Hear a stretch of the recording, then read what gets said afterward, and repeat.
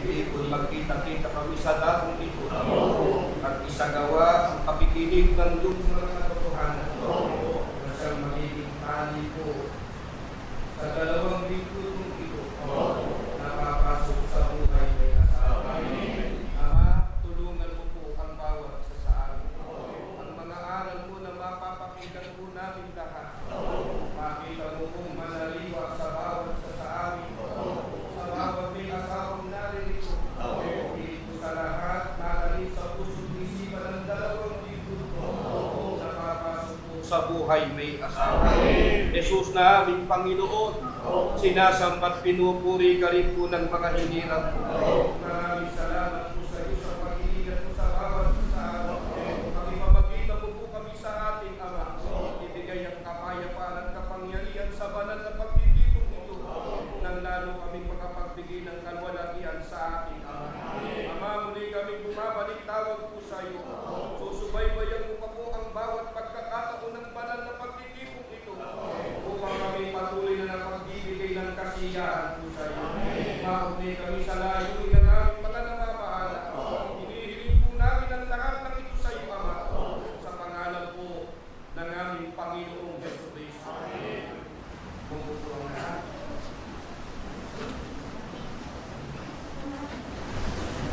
Tayo po ngayon ay nakakapitol sa harapan ng ating Panginoon sa ibang pagpupuli sila kapatid na Rico at kapatid na Ivy sa pamamagitan ng kanilang pagkakasal. Ang pag-aasawa ay tinatag ng Diyos at ito'y pinatutunayan ng mga pahayag na isinasaad sa unang aklat ng Biblia. Sa Genesis, ganito ang sinasabi. At sinabi ng Panginoon Diyos, hindi mabuti na ang lalaki ay mag-isa. Siya'y ilalalambot ng isang katulad. At binulugan ng Panginoon Diyos ng di kawasang hindi ang lalaki at siya'y natulog at kinuha ang isa sa kanyang mga tiyan at pinapagkilo ng mga narasadaan noon at ang kasyang na kinuha ng Panginoon Diyos sa lalaki ay ginawang isang babae. At ito'y dinala niya sa lalaki. At sila'y binasbasan ng Diyos at saka may sinabi ng Diyos kalipat ang lalaki at mga babae. Dapat natin alalahanin kung gayon na ang pag-aasawa ay ipinatag ng ating Panginoon po para sa kapakinabangan at kaligayahan ng mga taong kanyang nilala. Itinuro ng ating Panginoong Jesucristo na sa pagkakasal ay pinapagsasama ng Diyos ang lalaki at ang babae upang maging isang laman lamang sa paningin ng may kapal. Ganito ang kabuuan ng mga pangungusap ng ating Panginoon ayon sa pagkakatala ng Ebanghelistang si Marcos. Dahil dito'y iiwan ng lalaki ang kanyang ama at ina at makikisama sa kanyang asawa. At ang dalawa ay magiging isang laman, kaya hindi na sila dalawa kundi isang laman. Ang pinapagsama nga ng Diyos ay huwag papaghiwalayin ng tao. At upang matupad ang banal na pagsasamang ito ng mag-asawa ay itinanumili ni Apostol Pablo pati sa nakasulat sa banal na aklat na ang babae na may asawa ay itinali ng kautusan sa asawa samantalang ito ay nabubuhay. Kaya hindi ang babae ang lalaki ang siyang dapat nagkaroon ng kapangyarihan sa isa't isa, kundi ang batas o kautusan ng Diyos sa pag-aasawa. Pakinggan ngayon ang mga kautusan ng Diyos sa lalaki at sa babae na mag-aasawa. Ganito ang nakasulat ng mga utos ng Diyos sa lalaki. Ang tungkulin ng lalaki itinakasal ay itinuro ng dakilang apostol na si Pablo sa kanyang sulat sa mga taga-Efeso. Sinabi niya, dapat mahalin ng mga lalaki ang kanilang asawa tulad na sarili ng katawan. Ang lalaki nagmamahal sa kanyang asawa ay nagmamahal sa kanyang sarili. Walang taong namumuhi sa sarili ng katawan, pagkat ito'y pinakakain at inaalagaan gaya ng ginagawa ng Kristo sa Iglesia. Upang lalo may pakilala kung gaano kalaki ng pamamahal, dapat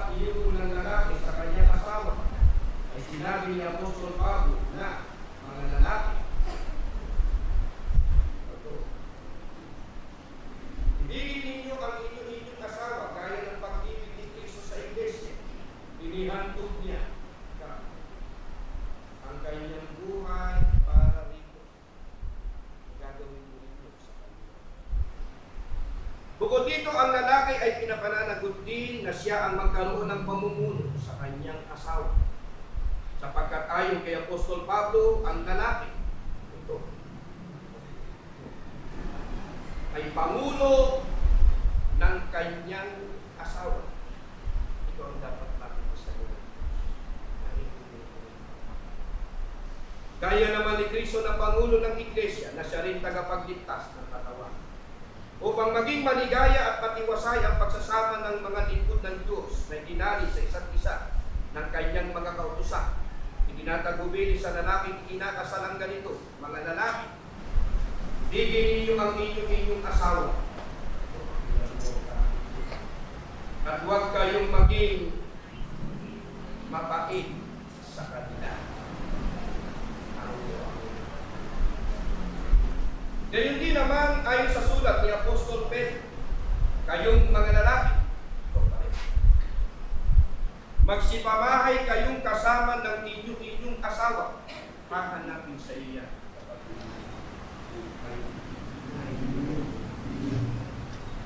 Ayon sa pagkakilala ng pakundanganan ng babae,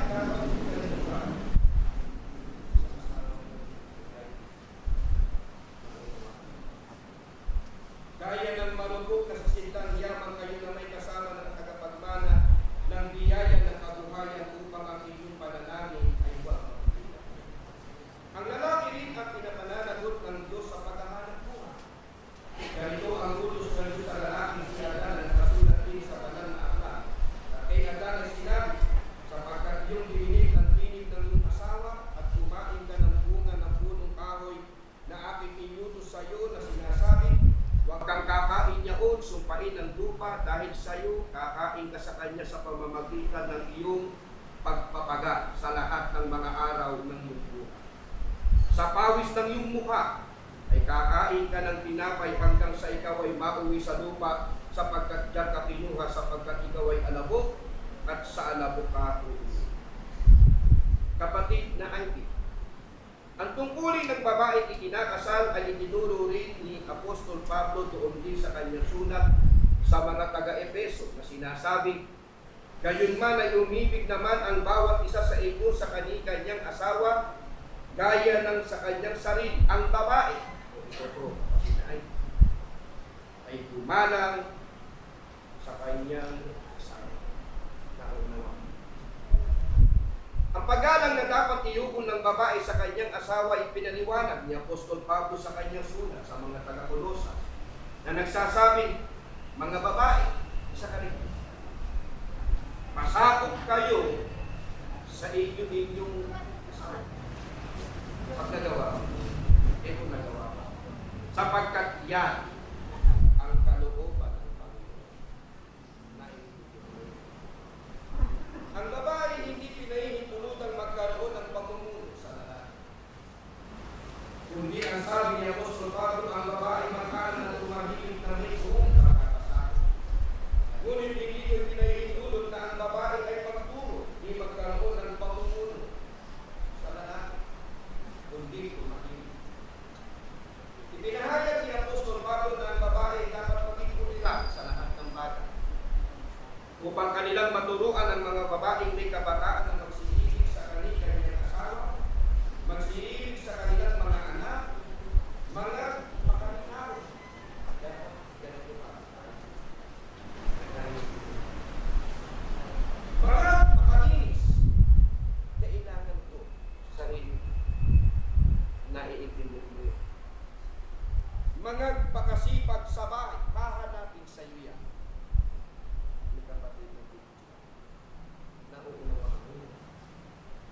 Magagandang loob, dapat ganito ka sa asawa mo. Pasakop sa kanyang asawa upang huwag lapastanganin ang salita ng Diyos. Yan ang hahanapin sa iyo. Ang babaeng ikinakasal, ikaw po,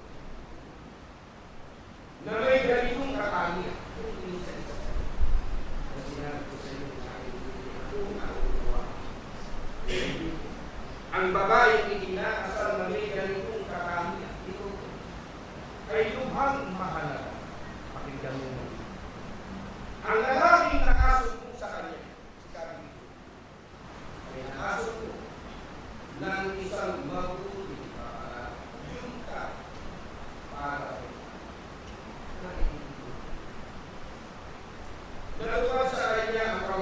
sinabi sa Lord.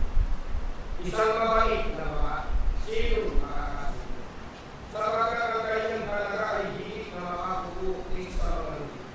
Ang puso ng kanyang asawa ay tumitiwala sa kanya, at siya ay hindi kukulangin ng pakilala.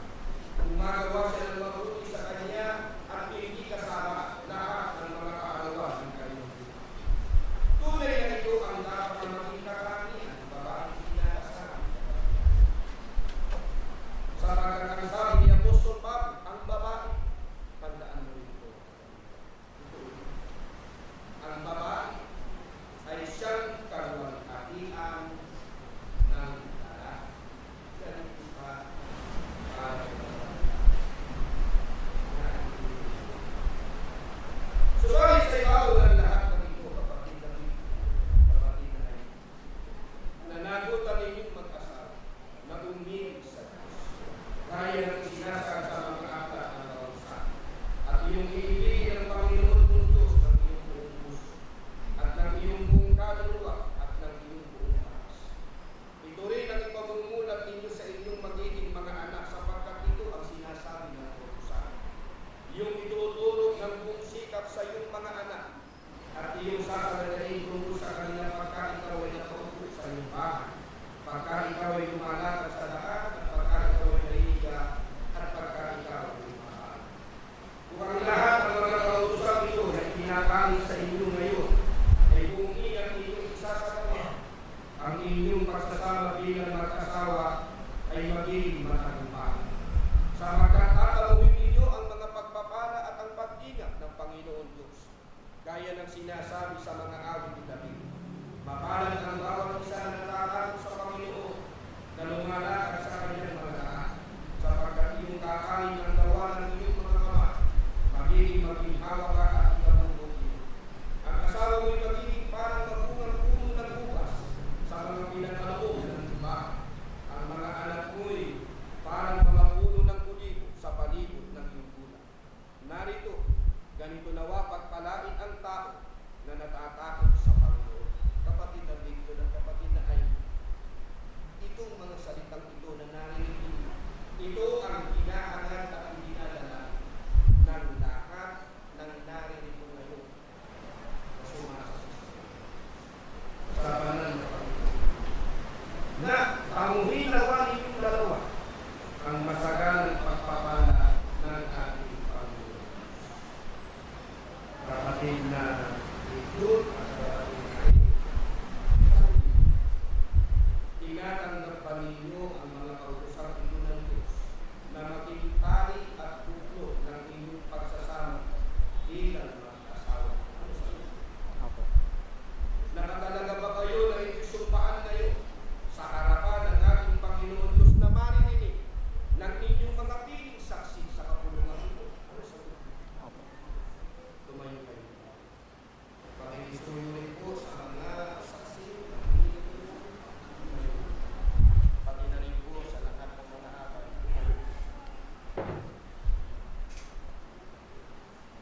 Itataas po nga ng mga Panginoon.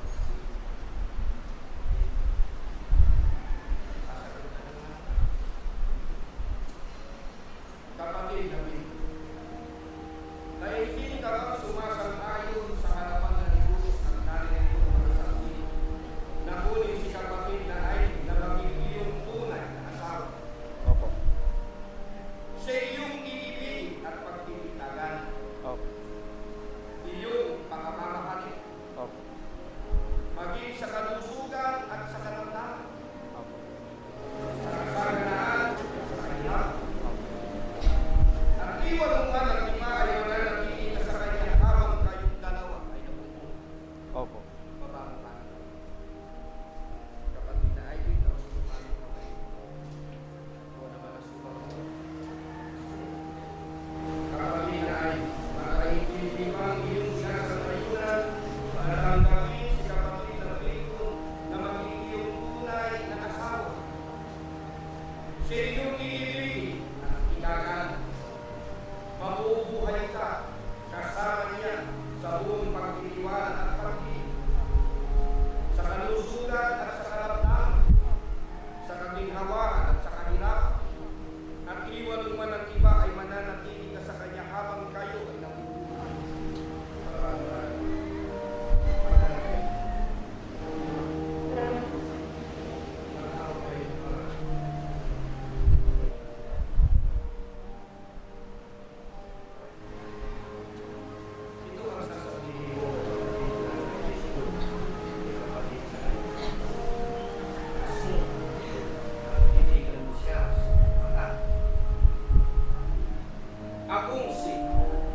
si John Manaay, kinukuha kita, Ivy May Lapus, na maging aking tunay na asawa. na maging aking tunay na asawa. At ako ay nangangako At ako ay nangangako at nakikipagtipan sa iyo at nakikipagtipan sa iyo sa harapan ng Diyos sa harapan ng Diyos at ng ating mga saksi at ng ating mga saksi. na sa iyo Na sa iyo, ako'y magiging mapagmahal, ako'y magiging mapagmahal, matapat na asawa matapat na asawa sa kasaganaan at sa kahirapan, sa kasaganaan at sa kahirapan, sa katuwaan at sa kalungkutan, sa katuwaan at sa kalungkutan, sa kalusugan at sa karamdaman, sa kalusugan at sa karamdaman, hanggang sa pagpapaghiwalay tayo ng kamatayan. hanggang sa papaghiwalayin tayo ng kamatayan. Ito naman ay ang sasabi mo.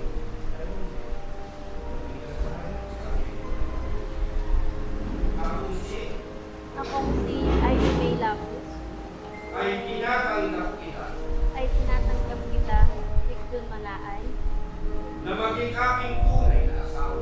na maging aking tunay na asawa At ako ay nangangako at ako ay nangangako at nakikipagtipan sa iyo at nakikipagtipan sa iyo sa harapan ng Diyos sa harapan ng Diyos at ng ating mga saksi at ng ating mga saksi na sa iyo na sa iyo ako'y magiging mapagmahal ako'y magiging mapagmahal at matapat na asawa at matapat na asawa sa kasaganaan at sa kahirapan, sa kasaganaan at kahirapan, sa katuwaan at sa kalungkutan, sa katuwaan at kalungkutan, sa kalusugan at sa karamdaman, sa kalusugan at karamdaman, hanggang sa papaghiwalayin tayo ng kamatayan. hanggang sa papaghiwalayin tayo ng kamatayan.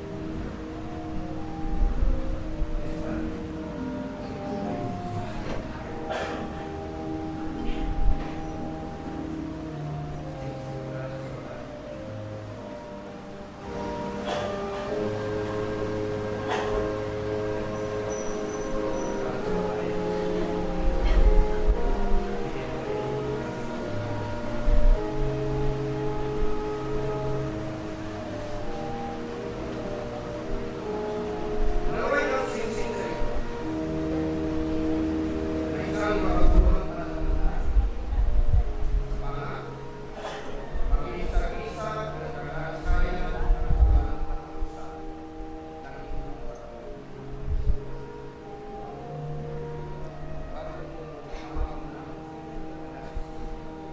Parang ang singsing na ito Ang singsing na ito ay ibinibigay ko sa iyo ay binibigay ko sa iyo bilang sagisag at pangako bilang sagisag at pangako ng ating patuloy at nananatiling pag-ibig. at nananatiling pag-ibig.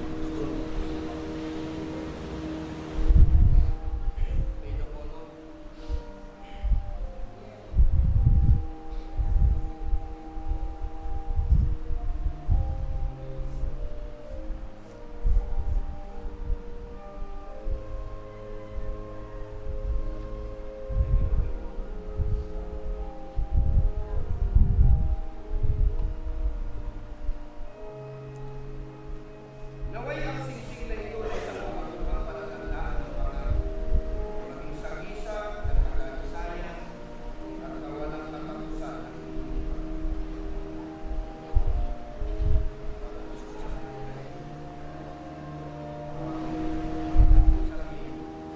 Ang singsing na ito Ang singsing na ito ay ibinibigay ko rin sa iyo ay binibigay ko rin sa iyo bilang sagisag at pangako bilang sagisag at pangako ng ating patuloy ng ating patuloy at nananatiling pag-ibig. at nananatiling pag-ibig.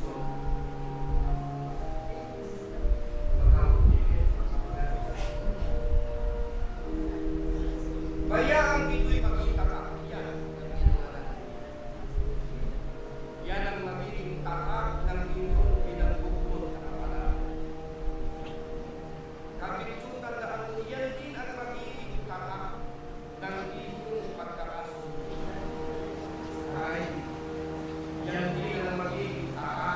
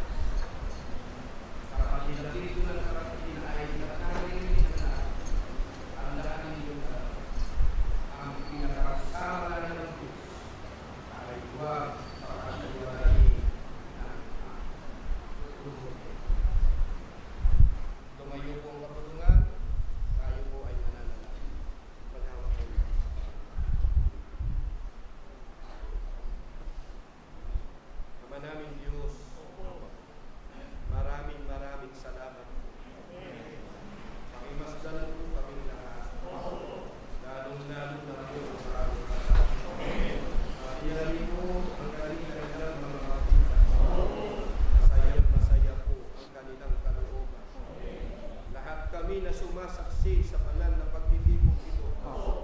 Maraming salamat po sa iyo. Sinasampalatayanan po namin lahat, Ama. Ito ay pagkakataong ibinigay mo po sa kanila. Para pagpalain po sila at paspasan ng iyong kapangyarihan.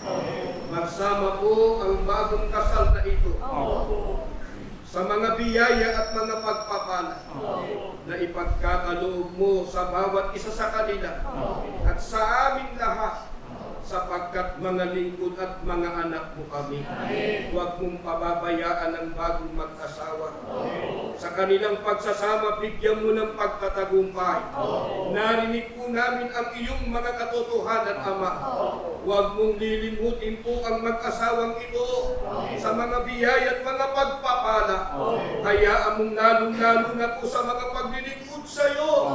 Hayaan mong ang mag-asawang ito, Ama, patuloy na nakapagbibigay ng kaluguran, kasiyahan sa napakabanal mong pangalan. Hindi na iiwasan sa pagsasama ng mag-asawa ang pinagdadaanan sa buhay. Maaaring kahirapan at maaaring mga problema sa buhay, pero malinaw at malino po sa kanilang puso't kaisipan kapag ka merong pinagdadaanan ng mag-asawa. Dudulog sila sa iyo, O Diyos na makapangyarihan sa lahat. Pakinggan mo po ang kanilang mga pakisuyo. Balang araw ay magkakaroon din sila ng mga anak. Pagpalain mo po sila ng mga bunga ng kanilang pagmamahalan. Ilagay mo po sa kanila ang mga katatagan ng pananampalataya at ang mga biyaya at mga pagpapala upang mapayapang nakapaglilingkod po sa iyo. Jesus na aming Panginoon, sinasambat pinupuri ka rin po namin. Pakisuyo po namin sa iyo, ipamagitan mo sa ating Ama ang pagsasama po ng bagong kasal. Matagumpay po sanang ibuhay ang kanilang pagsasama upang makapagpatuloy ng paglilingkod din po sa iyo. Ama, muli kaming bumabalik tawag sa iyo. Pakibasbasan mo rin po ang mga pinili nilang mga saksi. Lahat ng mga abay at lahat ng naririto, sinasampalatayanan kung pinagpala mo po kaming lahat. Yugnay kami sa aming nangamahal. Ingatan po ang kapatid na Eduardo Manalo. Ganun din po ang kapatid na Adjun Iraño Manalo. Pamanhig po namin sa iyo, O Ama, sa pangalan po ng aming Panginoong Hesukristo. Amen.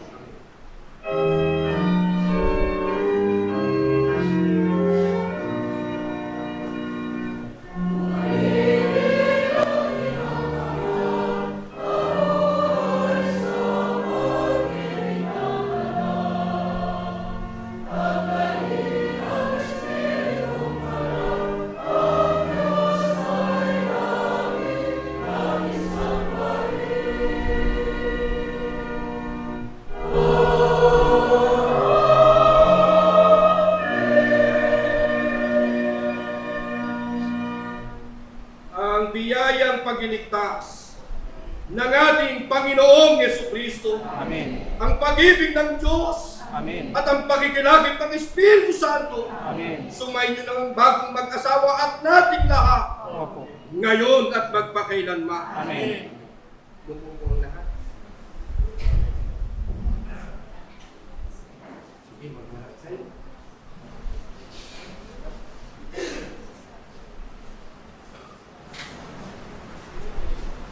Alam mo naman ang kasunod ito. Ibigay ko pa sa akin. O ano, hintay niyo? Kutsa. Ha? Kutsa. Ako dyan. Gusto ko pa lang dyan. I-ready mo pa. Ayan.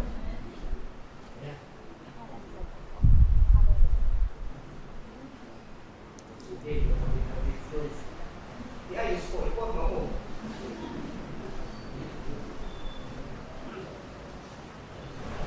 Yan yung maporma nyo. Yan ang sa'yo maporma nyo.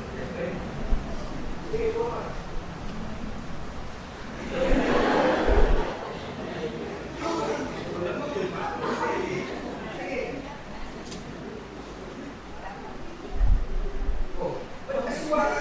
Ngayon may karapatan ka na. Ayan na. Sige, natin ha. Pinapitong yung may cheese na bra. Yun eh, dating kasal. Nilagay sa ngayon nyo. Hindi natin. Ito, revise. Ito to. You may please go.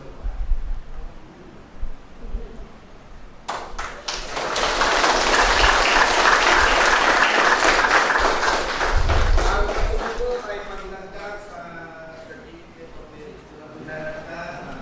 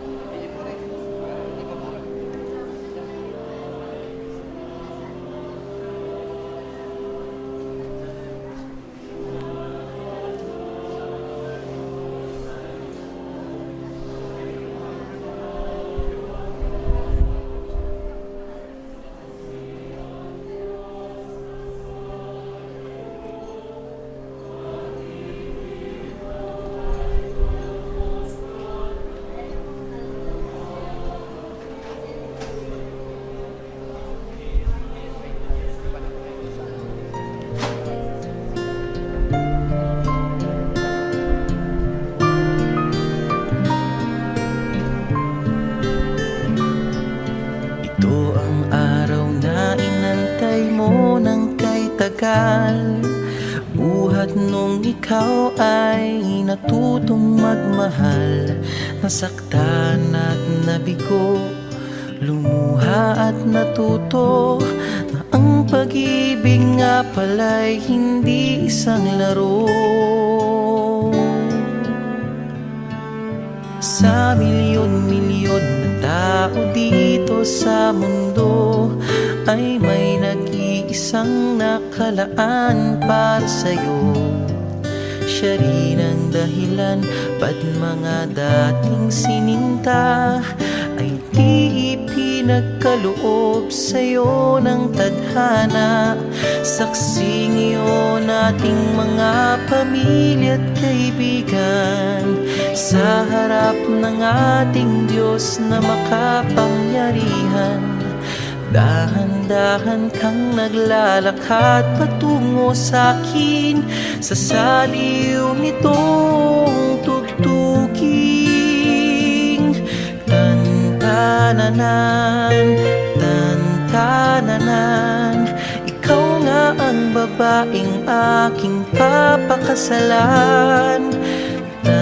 Tantananan, tantananan, aking makakasama sa magpakailanman. Ang pag-ibig na hinanap ko ng kay tagal.